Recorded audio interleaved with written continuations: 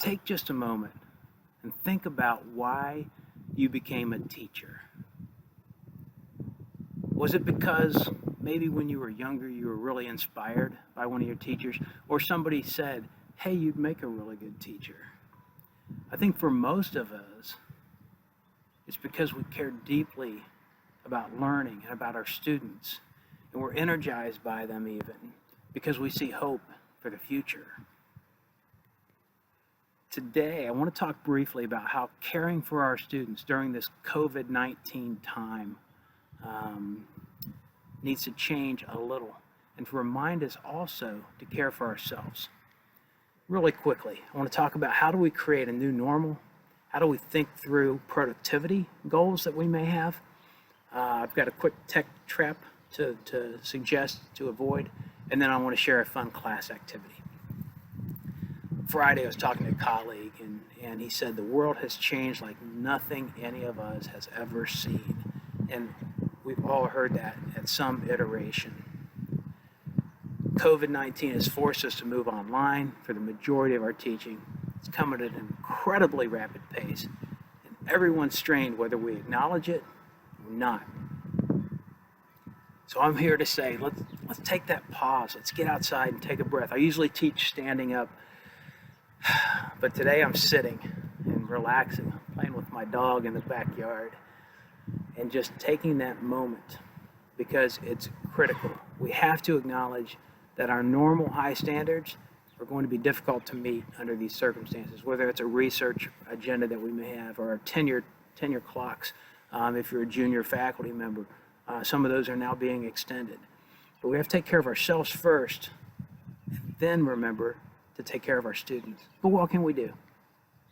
First, create a new normal.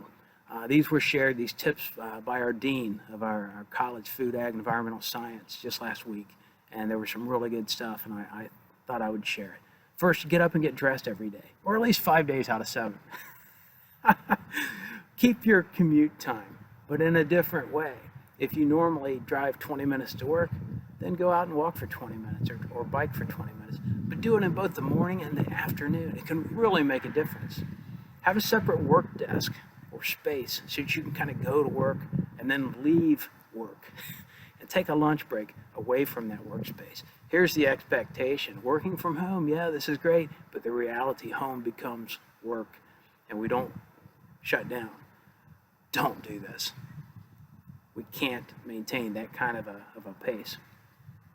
Creating the new normal. Here we were last week on Friday. We had our faculty meeting with my department on campus. We're all on Zoom. Take time to keep up with your team members. Keep that sense of community.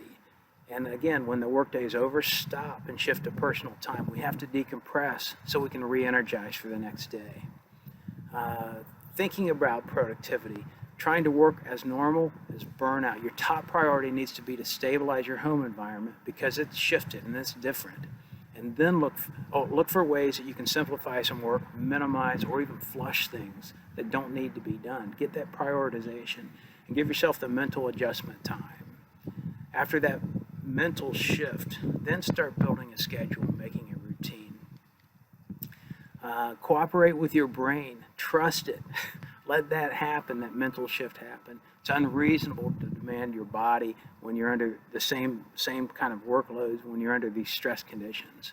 And then be other-centric. It's powerful. It can really be enlivening and heartening for you. Check on your neighbors, reach out, or donate in some way that you can. So how do you help your students? Well, first, share what I just shared.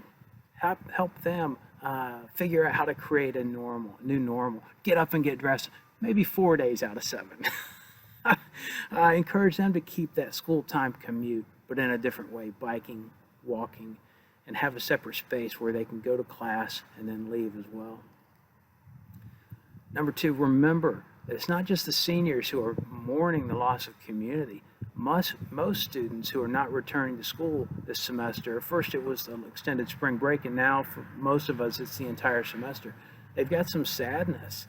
They're missing their friends and college life.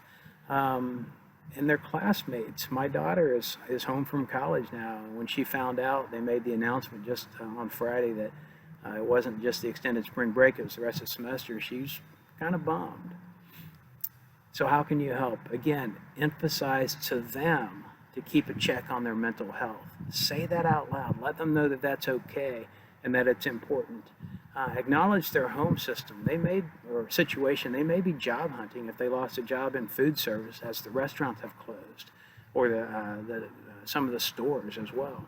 Grad students may be trying to manage grade school lessons for their children while working and doing their schoolwork.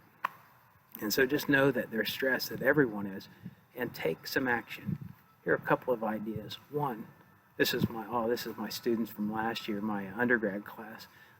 Remember your students. Don't allow distance to disengage. You can still engage, again, with the technologies that we have.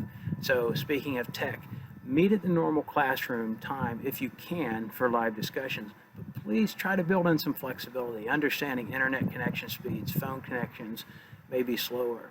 If you can record your lectures, one of my colleagues suggested this, she's going to do this with her class, and then assign them in advance. And then when they come together during the class time, it will be more of an open discussion, and it won't be critical of somebody missing content if they've got a bad connection or if they're unable to connect at that specified hour. If you have a large section class, you need to capture that attendance, then you can assign like a brief reflection, like a minute paper or something, and have that turned in, or a quick quiz, not summative, but just a shorter one. That way you capture their attendance and you can see that they were there, and you can get a quick check on their comprehension in this new distance mode. If students have slow internet, instead of asking how can we help them get better internet speed, ask yourself, how can I limit the amount of time they need to be on the internet to complete my course? And again, the idea of recording some lectures, making the assignments further in advance, so then when they do connect, it can be, if they have to go to a public place or something, that they can still get the same stuff. And then have some fun. Play the Guess Who Bitmoji. So this was another colleague from our faculty meeting. If it's a large class, break them into groups, assign 4 or 5, and guess who the student is. Include yourself. The other thing you can do is ask your students for ideas on how to enrich their online experience. Remember, get outside, breathe, take care of yourself, and then take care of your students. Critical stuff. I hope this is helpful. Good luck as we soldier through this. We're going to make it, and we're going to get back to school soon. Thanks.